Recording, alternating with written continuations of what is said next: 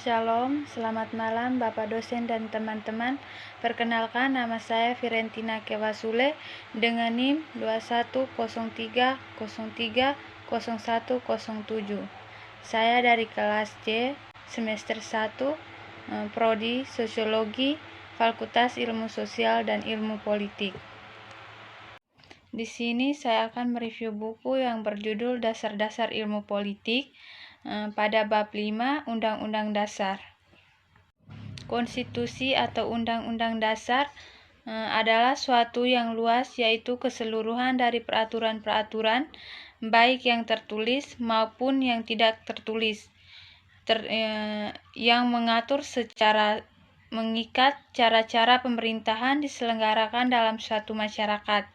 Kata konstitusi dengan kata undang-undang memang sesuai dengan kebiasaan orang-orang Belanda dan Jerman dalam percakapan sehari-hari memakai kata grondwet dan grondwetstes. Dalam keputusan Belanda diadakan pembedaan antara pengertian undang-undang grondwet.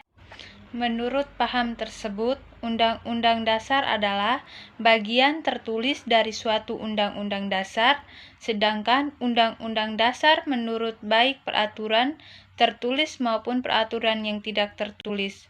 Dengan kata lain, setiap undang-undang tertulis ada unsur tidak tertulisnya, sedangkan setiap undang-undang tak tertulis ada unsur tertulisnya. Sifat dan fungsi Undang-Undang Dasar. Undang-undang merupakan suatu perangkat peraturan yang menentukan kekuasaan dan tanggung jawab dari berbagai alat kenegaraan.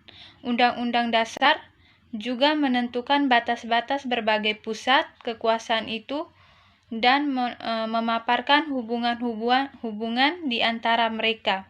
Setiap sistem pemerintahan diatur dalam suatu undang-undang dasar.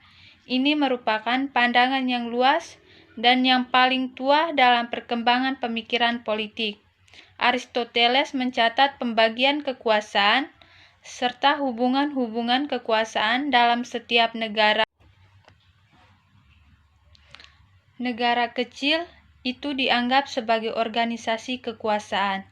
Undang-Undang Dasar dapat dipandang sebagai lembaga atau kumpulan asas yang menetapkan bagaimana kekuasaan dibagi antara beberapa lembaga kenegaraan. Misalnya antara badan legislatif, badan eksekutif, dan badan yudikatif untuk menentukan cara-cara bagaimana pusat-pusat kekuasaan ini memerlukan kerjasama dan menyesuaikan diri satu sama lain. Undang-Undang Dasar merekam hubungan-hubungan kekuasaan dalam suatu negara.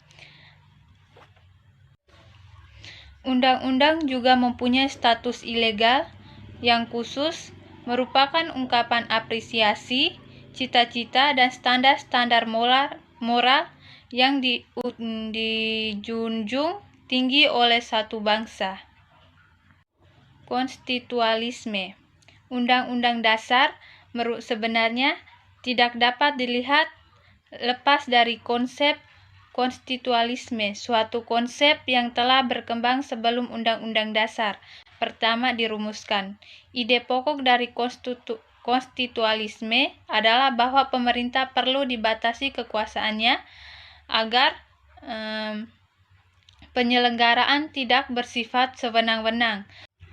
Dengan demikian, timbul konsep the constitutional state, di mana Undang-Undang Dasar dianggap sebagai institusi yang paling efektif untuk melindungi warganya melalui konsep rule of law atau res state. Ciri-ciri Undang-Undang Dasar.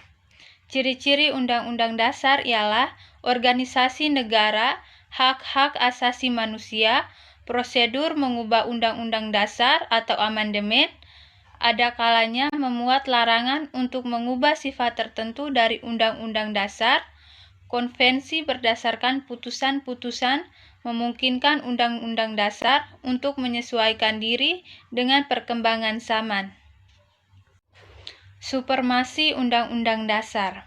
Jadi, Undang-Undang Dasar adalah hukum tertinggi yang harus ditaati baik oleh rakyat maupun oleh alat-alat perlengkapan negara, di mana ada lembaga yang berwenang memuji apakah sebuah undang-undang bertentangan dengan Undang-Undang Dasar atau tidak.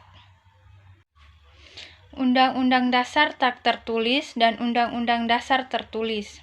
Jadi, arti bahwa ia tidak bersifat naskah atau bersifat tunggal, dan bahwa konvensi dan tradisi memang peranan yang lebih penting daripada di negara lain yang mempunyai undang-undang dasar tertulis. Undang-undang dasar tertulis ialah ketentuan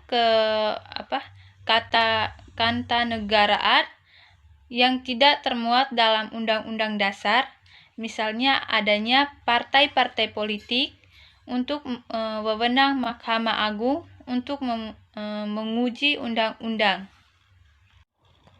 Undang-undang dasar yang fleksibel dan undang-undang dasar yang kaku. Untuk fleksibel atau tidak itu sangat penting karena dapat mengakibatkan timbulnya tindakan-tindakan yang melanggar undang-undang dasar.